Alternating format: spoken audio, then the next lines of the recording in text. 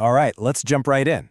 Today, we're cracking open the Project Manager's Playbook. We're going to pull back the curtain on some really powerful tools that can take a project from stressful and chaotic to streamlined and successful. So let's get to it. I mean, we've all been there, right? You're on a project, and it just goes sideways. Deadlines are missed, the budget is completely blown, and the team is pulling in a million different directions. It feels like pure chaos. But what if you could actually navigate all that complexity with some real confidence? Well, that's what this is all about. We're going to build a playbook packed with proven tools and techniques. And look, these aren't some abstract, high-level theories. No, these are practical, hands-on strategies you can start using right away to bring order, clarity, and most importantly, control to whatever you're working on.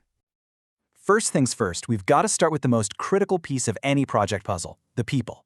Because let's be honest, without a team that really clicks and performs well, even the most perfect plan is probably going to fall apart. It's such a common problem, isn't it? You get this group of really talented people together, but for some reason, they just don't gel. They feel disjointed. The solution isn't always about moving people around. It's about understanding the natural way a team grows and develops over time. And this is the Tuckman ladder. And believe me, it is a game changer. It shows us that pretty much every team naturally goes through 5 distinct stages. After the initial forming phase, teams almost always hit the storming phase. This is where ideas clash and disagreements pop up, and here's the key. It's a necessary part of the process. Your job as a leader isn't to stop the storm, but to help guide the team through it into norming, where that trust really starts to build. From there, you get to the magic stage, performing. That's that high-efficiency flow state. And then finally, adjourning.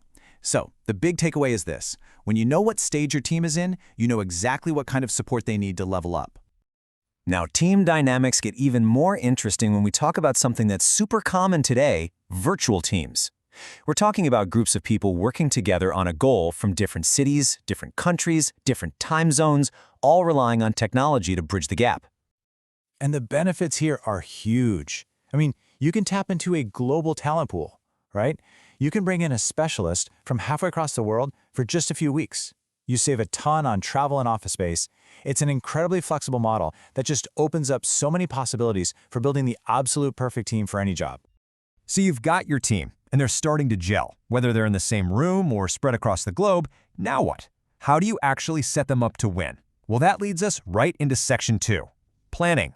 This is where we build the foundation for the whole project. You know, a huge part of planning is just figuring out how you're going to make sure the quality is there. And this quote really gets to the heart of it. The whole point of testing isn't to prove that something works. It's actually an intentional hunt for what's broken, so you can fix it before it becomes a 5-alarm fire. But of course, testing isn't a one-size-fits-all kind of deal. Just look at the difference here. If you're building software, you're doing alpha tests and beta tests. But if you're, say, building a bridge, you're testing the strength of concrete or the stability of the soil. The crucial thing to remember is that your testing plan has to be tailored specifically to what you're building. Okay, another really critical part of planning is deciding how you're going to decide. Sounds a bit meta, right? But when the team has to make a choice, having a formal process like voting can save you from those endless debates and make sure everyone feels heard. And there are a few different ways to set up that vote. For a really critical, high-stakes decision, you might demand unanimity. That means everyone has to agree.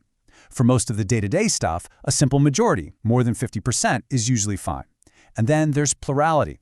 That's when you have a bunch of options, and the one with the most votes wins, even if it's not a true majority. All right, so our team is clicking, our plan is solid. The question is, how do we make sure we actually stay on track? And that brings us to our final section, tracking performance. This is where we get into the numbers to see if we're really on schedule and on budget. So to do this like a real pro, we use a system called Earned Value Management, or EVM. Now, it sounds complicated, I know, but it really just boils down to keeping an eye on 3 key numbers. Let's break these down real quick. First, you've got planned value, PV. That's your plan, your budget, how much you thought you would have spent by this point. Easy enough? Then there's actual cost, AC. That's how much cash has actually gone out the door. But the real magic is in this third one, earned value, or EV. Think of it like this. If your whole project budget is $100 and you're 50% done with the work, your earned value is $50. It's the value of the work you've actually completed. When you compare these 3 numbers, you get this incredibly powerful real-time snapshot of your project's health. So let's say you look at those numbers and you realize, uh-oh, you're over budget. That immediately raises a super important question. Exactly how much more efficient do we have to be from this moment on to finish this thing without asking for more money? The answer to that question is a metric called the To-to-Complete Performance Index, or TCPI. This isn't just some random number. Think of it like a GPS for your budget. It calculates the exact cost efficiency you need to maintain for the rest of the project to hit your original target. So how does it work? It's really just a simple ratio. You take the value of all the work you still have left to do, and you divide it by the money you have left in the bank. The result is kind of like your efficiency meter. If that number is greater than 1, that's a warning light. It means you have to perform more efficiently than you originally planned to make it. If it's less than 1, you can breathe a little easier. You're in good shape. Now, formulas and spreadsheets are great and all, but just staring at a bunch of numbers isn't always the easiest way to see what's going on. That's why the best teams rely on visual controls. And one of the most popular, for good reason, is the Kanban board. The genius of it is just how simple it is. You've got your columns, to do, in progress, and done. Anyone on the team can just glance at it and instantly know what's coming up, what's being worked on right now, and what's finished. It makes bottlenecks and problems just pop right out. Another really powerful visual is the burn-up chart. This gives you that 30,000-foot view of your progress. You have one line that shows the total amount of work for the entire project and another line that shows how much work the team has actually completed. Watching that completed line climb up to meet the total scope line is just a super clear and motivating way to see how close you are to the finish line. So from understanding team psychology with the Tuckman ladder to calculating your performance with TCPI and visualizing your workflow with a Kanban board, we've covered some serious ground. And the main thing to remember is that these aren't just buzzwords. They are real, practical tools you can use to bring clarity to complex situations. And this all brings us back to what it really means to be a project leader. This quote just sums it up perfectly. Your job is to continually monitor what's going on. These tools aren't just for writing reports about what already happened. No, they're for seeing into the future a little bit, spotting problems before they get big, and proactively guiding your team across that finish line.